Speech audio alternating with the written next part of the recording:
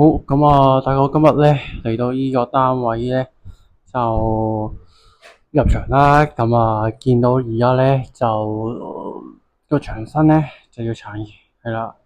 咁啊，一入到嚟咧就見到咧個地台咧就已經咧就爛晒嘅。咁點解咧？聽講咧就因為咧一個地台蓋完之後咧就空心，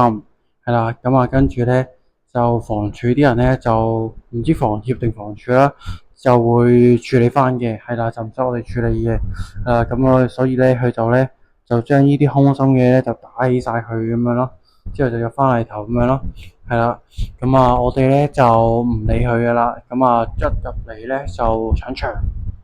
係啦，咁啊天花啦同埋個廳啦就會開始鏟先嘅，係啦，咁如果佢哋嚟咗咧，咁我哋就唔喺呢度鏟噶啦，我哋就鏟露台噶啦。係啦，就鏟露台呢啲位置噶啦，係啦，咁所以而家呢度咧，佢哋未嚟咧，我哋就可以鏟住先，係啦，咁啊喺度做小心啲啦，呢度可能會好危險噶，係啦，咁啊要慢慢拆，小心鏟，唔好跌咗落街啦，係啦，咁樣，咁啊都冇乜特別噶啦，咁啊今朝咧老細咧就買咗咧鏟牆布啦，同埋啲油掃過嚟，係啦，我自己咧就買咗個棉啦，同埋個戒刀片。係啦，跟住但係發覺咧，原來咧呢個位置咧係冇鏟牆棍嘅，所以咧而家要嗱嗱咧去五金鋪買翻啲鏟牆棍，係啦，咁樣咯，冇辦法。好，咁我就落去買嘢，完之後翻上嚟一開波啦。好啦，今日咧差唔多收工啦。今日咧就因為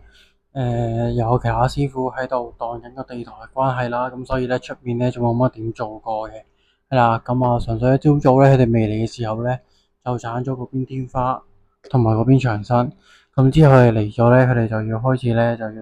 就清埋佢啦，跟住就當底噶啦，係啦，咁所以咧就冇得做出面噶啦。而家呢啲咧都未乾嘅，咁踩落去有鞋印嘅，係啦。咁所以今日主要做咗嘅咧，就係鏟咗廚房啦，廚房咁啊要鏟晒個天花啦，係啦，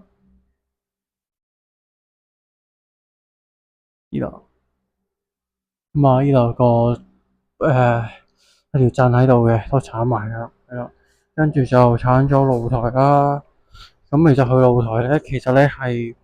有啲難鏟嘅。佢呢啲咧，佢係應該之前咧係補過嘅，係啊，基本上咧全部都係石嚟噶啦，呢啲就掹都掹唔爛噶啦，係啦。咁啊鏟刀咧都鏟唔甩噶。咁另外呢啲咧就應該入過水啦。咁啊一鏟落去咧，成嚿石屎都甩咗出去嘅。咁啊見到條鋼筋喺度。係啦，咁啊，跟住就個天花啦，係啦，同埋廁所嘅天花啦，都鏟埋啦，係啦，咁啊，跟住就呢邊啦，呢邊都有牆身嘅，係啦，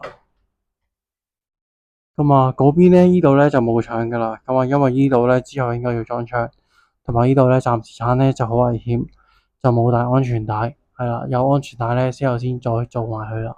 係啦，咁啊，呢邊咧都鏟乾淨晒噶啦，變晒個底噶啦。係啦，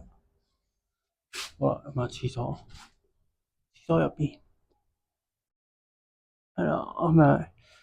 咁啊，之後咧就再等佢哋搞掂咗咧，就再翻嚟鏟埋個廳咧，同埋所有咧就 OK 嘅啦。